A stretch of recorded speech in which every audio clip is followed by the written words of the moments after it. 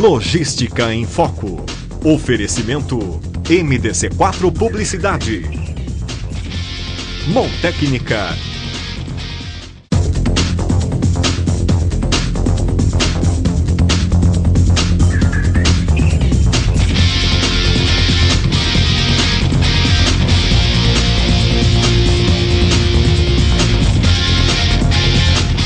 Estamos iniciando mais um programa Logística em Foco. O programa de hoje é um programa um pouco diferente da linha tradicional que a gente vem exibindo.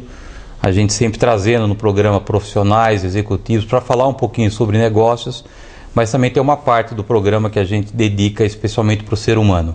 Então nós já trouxemos aqui em outras oportunidades João Lemos que é um mestre de aconselhamento espiritual. Mais recentemente trouxemos também o Maurício Murayama, um especialista em pessoas, em rede de relacionamentos. E hoje nós estamos trazendo ao programa o Armando Neutel, é engenheiro eletrônico e mestre em física. É um português que está em passagem no Brasil e a gente aproveitou aí um espaço da agenda para estar podendo trazer ele e falar um pouquinho para os nossos telespectadores. Armando, muito obrigado pelo prestígio. Aí eu sei que a tua agenda está corrida, mas está nos ajudando a fazer mais um Logística em Foco. Será um prazer, com certeza, estar aqui convosco e também poder transmitir a minha experiência, sei que eu posso ajudar qualquer ouvinte que nos esteja a ouvir. Agora, você já tem uma ligação toda especial com o Brasil, né? Para o nosso telespectador conhecer um pouquinho o que é o Armando e essa ligação que você tem com o Brasil, para o nosso telespectador conhecer um pouquinho o teu perfil, por favor, Armando. Basicamente, a minha esposa é brasileira, não é? Eu conhecia aqui no Brasil e, portanto, já tenho uma ligação desde 2000, desde que me casei, não é? Com uma pessoa originária do Brasil. Então já conheço alguma coisa do Brasil, algumas atividades e também a sua cultura, não é? E, portanto, o que me deixa um pouco mais à vontade para podermos estar aqui a falar de alguns assuntos também relacionados com as empresas aqui do Brasil. Tá, e aproveitando a vinda do Armando, nós vamos gravar 2 programas com o Armando. Esse é o primeiro e na próxima semana também nós vamos estar exibindo um programa especial com o Armando. Agora, Armando, você é engenheiro eletrônico e mestre em física. Como é que isso aconteceu na sua vida? Sempre tive uma paixão muito grande pela ciência, não é? Sempre foi desde miúdo que eu ambicionei ser engenheiro. Concluí, em 1999 eu concluí o curso de engenharia. Depois desenvolvi algumas atividades na área também de engenharia durante 6 anos. E depois fui para os Estados Unidos durante 2 anos e fiz um mestrado em física, na parte de sensores, quer radar, quer eletrónica e parte de sensores também. Tá, e no teu currículo aqui, e é por isso que eu fiz questão de trazer o Armando aqui, você tem também um trabalho de missões e de evangelista. Como é que isso entrou na tua vida? Vamos deixar um pouquinho essa questão de engenheiro e vamos falar efetivamente sobre, e aí é o grande foco do programa hoje, sobre o ser humano. Como é que isso nasceu na tua vida, Armando? Basicamente, eu quando nasci, eu tinha graves problemas espirituais. Portanto, e tanto que afetava quer a minha saúde, quer a parte minha espiritual. E a pouco eu fui levado a entender que existia algo para além daquilo que a gente vê. E fui levado basicamente a conhecer um Deus, né, que assim me libertou de toda essa opressão que eu sentia, que desde miúdo eu tinha convulsões quase semanais, ficava assim todo roxo, ficava com falta de respirar, os médicos não sabiam o que é que eu tinha. E só quando basicamente a minha família conheceu a Deus, a Jesus Cristo neste caso, é que de facto eu consegui, a partir desse momento, ter uma vida normal, como criança. E eu sempre me questionei como é que isso é possível, não é? Porque muitas vezes porque nós não vemos a parte espiritual, a gente pensa que ignoramos. Porque hoje o dia a dia é feito de emoções, a gente vive no mundo das emoções, daquilo que nós sentimos, que vemos, que ouvimos, que tocamos, que comunicamos, mas nós muitas vezes estamos alheios àquilo que se passa espiritualmente. Então foi uma longa caminhada desde miúdo que eu comecei a ler a Bíblia e comecei a ter respostas para aquilo porque é que me tinha acontecido aquele tipo de coisa e entender que a fonte do meu problema não era realmente física, mas era espiritual. E eu creio que muitas das pessoas que nos estão a ouvir passam coisas que só elas sabem, mais ninguém sabe, que é um lado oculto, não é? Que é algo pessoal da pessoa, que elas sofrem diariamente, mas que muitas vezes têm receio de, digamos, contar a outras pessoas ou tentar resolver os problemas espirituais, porque de facto não são físicos, são espirituais. Então foi uma longa caminhada até eu entender que existia realmente um mundo espiritual que nós temos mesmo que o entender para realmente podermos ter sucesso, não só na parte de saúde, na parte empresarial, na parte pessoal, na parte familiar. Então, quando eu comecei a descobrir esta parte, realmente eu encarei a vida de maneira bastante diferente e, de facto, todas as minhas objetivos e orientações mudaram um pouco. E eu julgo que todos nós devemos... Porque, assim, o facto de eu ignorar o mundo espiritual não quer dizer que ele não existe. E ele vai ter sempre um efeito na minha vida. Quer eu acredite, quer eu não acredite. E eu creio que isso é que é o grande... Para ser sincero, quando nós ignoramos algo, de certeza que esse algo nos vai afetar negativamente, se eu não lidar com ele. Portanto, essa foi, digamos, a minha caminhada, e a partir daí eu tentei também transmitir esta mensagem de que existe realmente um Deus que enviou o seu Filho a este mundo para que nós pudéssemos realmente entender esse mundo espiritual, para que nós pudéssemos ter realmente esse relacionamento, porque quando o homem é criado, o homem foi criado com um lugar em que realmente Deus tem que habitar, porque o homem sente-se vazio. É por isso que hoje o homem procura muitas formas de se preencher.